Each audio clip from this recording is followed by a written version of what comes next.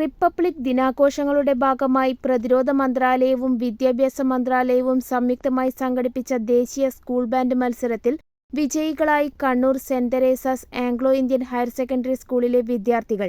ഡൽഹിയിലെ major Dhyan Chand national സ്റ്റേഡിയത്തിലായിരുന്നു മത്സരം.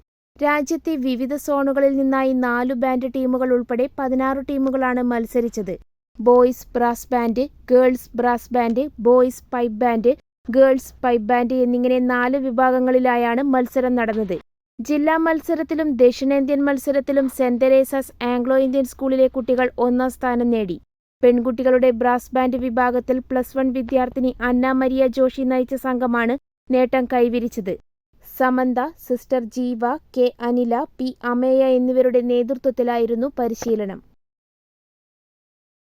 നിങ്ങളൊരു നഴ്സാണോ എങ്കിൽ ജർമ്മനിയിൽ പോകുവാൻ എന്തിന് ലക്ഷങ്ങൾ മുടക്കണം? അതും വിജയം വരെ സൗജന്യ ജർമ്മൻ ഭാഷാ പരിശീലനം യൂറോലീപ് നൽകുമ്പോൾ. Free education, free paper work, free placement assistance. ഇനി സൗജന്യമായി ജർമ്മൻ ഭാഷ പഠിക്കാം, സൗജന്യമായി ജർമ്മനിയിലേക്ക് പറക്കാം. Euroleap immigration consultancy, Kannur, Thrissur and Kollam.